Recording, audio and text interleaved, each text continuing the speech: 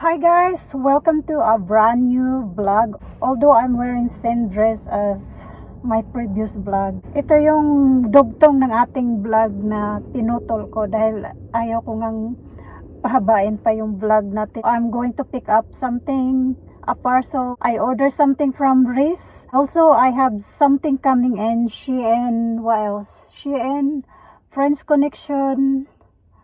Oh my God, I forgot na. I will probably doing unboxing, rather try on. Panuorin nyo na lang yung YouTube shorts ko doon ko i-upload yung mga outfit of the day ko. But I will do unboxing or unpacking the parcel. By the way, I'm just showing you my Fendi sunglasses. I had this for, I think probably 2 decades now. And I never have a chance to wear it for some reason. I don't know why. Maybe because my style keep on changing, and I don't know. I don't know how I feel about this one now. What do you think, guys? Okay, tara na. Hindi naman na kailangan mag sunglasses pa ako, no, pero just in case ba makakita tayo ng strangers or na hindi natin gustong makita. Kunwari magbulag-bulagan tayo, pretend to be na hindi nakita, yung hindi ka ready makipag face to face, especially wala tayong makeup dye. No, it's not that really necessary to wear makeup to meet your friends. I mean, I just feel like I'm more confident, you know, like presentable when I'm done up. Well, not so done up, but at least presentable. That's what I'm trying to say. Anyway, let's go. Ano, mga 15 to 20 minutes drive lang tayo. So,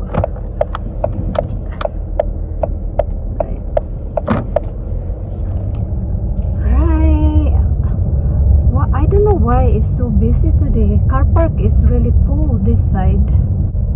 Okay, doc.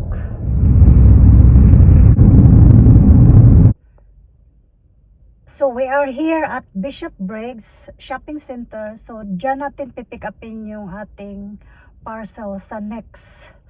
Meron din ditong Boots, Mark Spencer. Maybe I'll pick up some bio oil and at Boots as well. I don't need a grocery. It's Friday, so I have already food for tonight.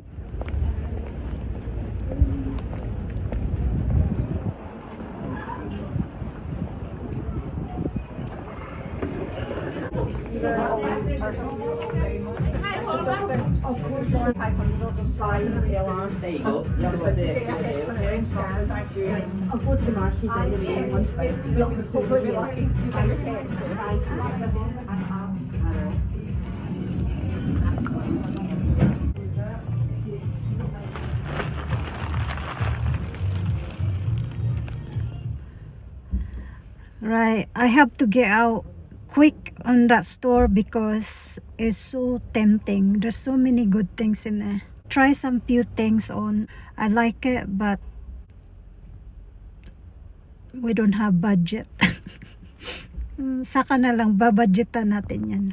We're not doing impulse buying. We have to be careful what we're going to collect and make sure it's timeless. Here's our order that collected. This is from Riz, as I mentioned, and this is linen, another linen number. Can you tell, guys, I'm obsessed about cotton linen. You know, we're trying to good quality shopping. By the way, this is really bargain. Ano yata to yung mga over 200 something, and then now I paid for I think 70 something or less than that. I'm running out of battery, so let's go home. So guys, ito na yung linen shirt na in-order ko sa Riz. As you can see, wala siyang ano, no? Layo tayo ng konti. Paano ba? Baba natin tong camera ng konti. See, this is why I don't like doing vlog on a mobile phone. Look, it's boring, right? Also guys, yung shoulder niya, hindi siya yung typical na yung stop ng shoulder niya dito. Ito, para siyang drop down shoulder. So, para siyang blouse shirt talaga. Size 4 po ito. Ito yung pinaka smallest size na nasa website na in order ko. I like something like this because gusto ko rin siya dahil yung ano niya, meron siyang cup, it's longer. So, ginaganyan ko lang siya, guys. Ganito yung technique ko. Tapos, ito yung sekreto ko. Itong gusto ko kasi hindi siya masakit kaysa yung hair tie. So, what I do is, I just put this one here. So, ganito ginagawa ko, guys. It adds dimension of your look and also chic and sophisticated. So, ito yung plano kong styling. Tapos, dito normally, I'm gonna add more like jewelry or yung pearls ko na nakita nyo sa short na video ko. Ganun yung mga peg ko. Ganito yung parang relax lang. And then out for Sunday breakfast with my family. Also, this is really, really good quality and quite thick material. So, this is the back. And ayan. Longer on the back, which is I like. Pwede rin siyang beach cover up. What I like about this one, because it's quite loose, you can leave it open and put a white t-shirt underneath or a white vest. You look stylish. I like it because wala pa akong ganitong kulay. Gusto ko lang talaga na plain kasi meron na akong H&M. Husband said, okay, let's go out for breakfast, a Sunday breakfast. At saka you look smart as well, even though just loose and baggy. Mag-i-sneeze ako. I knew it. Abangan yung mga styling video ko sa short ko.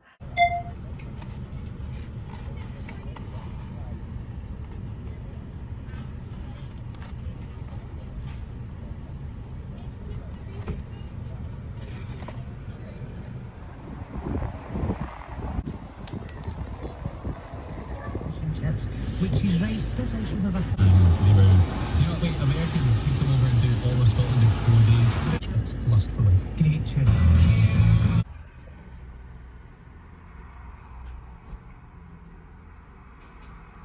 Hi guys, it's Sunday. We were out breakfast early on. Although I don't vlog that much, there's a reason for that. Yung anak ko kasing lalaki, ayaw niya yung nagva-vlog ako. He's annoyed about it. Sabi niya sa akin, you have to be likable mom to be a YouTuber. Sabi niya ganun sa akin. Itutuloy ko lang yung kwento ko kanina naputol, yung nasa car ako habang nagluluto ako ng hapunan nila. Simple lang yung hapunan namin. I mean, hindi sa akin. Yung asawa ko at saka yung bunso. Ano to siya? Steak. Minarinate ko ng garlic, toyo at paminta. At saka yung powder na pagpalambot ng karne. Mayroong powder para lumambot ito. Tapos, baget. Kasi Sunday, hindi sila masyadong gutom. Ang tawag dito ay baget o na steak. Gawa-gawa ko lang yun. Anyway, yung kwento ko kanina, sabi ng anak kong lalaki, kailangan daw akong maging likable to be a YouTuber. Saklap, no? Saktan ba ya ako? Hindi pala ako likable. Sabi ko, hindi talaga ako maging legit na YouTuber kung magpapatuloy kayong i-criticize yung mga ginagawa ko. Paano ako mag-grow or mag-improve kung yung sa isip ko, laging naiisip ko yung iniisip nila na video again. Yung ganun. Ganun sila lagi sa akin. O, diba? Nakakaano. So, slice ko lang tong potato. Tapos, ipapry natin para isama natin siya ipalaman sa baget. Kasi yung asawa ko, hindi siya pwedeng walang potato eh. Kaya samahan ko lang. Tapos lagyan natin ng onions at saka tomato sauce or mayonnaise, yun lang. Unahin ko yung potato bago yung steak. Minute steak lang yun eh. Tapos yung oil na gagamitin ko, ito yung flavor oil na gustuhan ng asawa ko. So, yan. Tapos gamit din tayo ng garlic butter.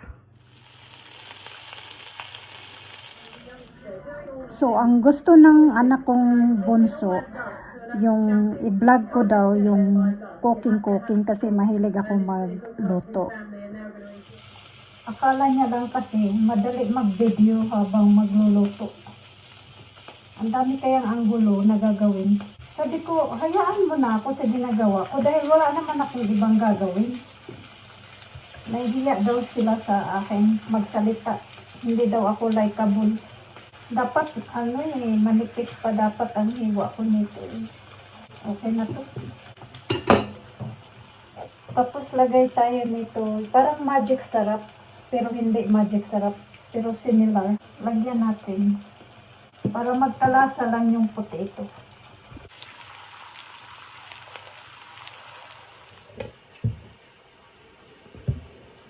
Prepare na natin yung onion habang nagpiprito tayo ng potato. Super bilis lang nito guys. Normally yung mga invento kong recipe, yun ang gusto nila. Pag Monday to Friday, mga gutom yan sila kasi nga work. Pero pag weekend, lang, parang snack. Pero gusto ko pa rin nila yung gawa ko. Quick and easy lang. Pang toppings lang naman itong onion eh. Pangdagdag lasa. Dapat may bell pepper pa to at saka tomato. Pero ayaw ng anak ko yung tomato. Tapos yung asawa ko naman ayaw ng bell pepper. So onion na lang. Prepare na natin to. So mahaba siya guys. Kasi dalawa sila ng asawa ko. Bunso kong lalaki at saka yung asawa ko. Kasi yung anak kong babae nasa holiday. Happy and I'm not quite sure how long. 1, 2, 3. Tanggalin ko yung buntot.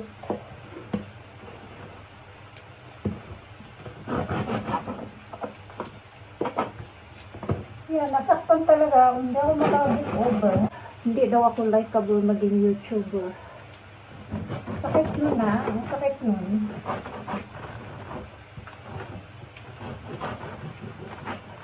Tapos lagyan natin to ng butter. Ay, hindi. Pantay. Okay na yun. Yung maliit kay asawa.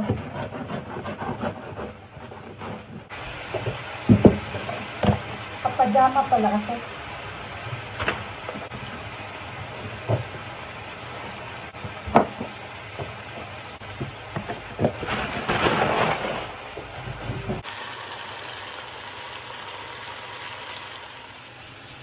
Gamit tayo ng Japanese mayo guys. Hindi ko alam anong pangalan nito eh. Sa Asian supermarket. Nawala yung yung name tag niya. Basta masarap to. So ayan lang itsura niya guys.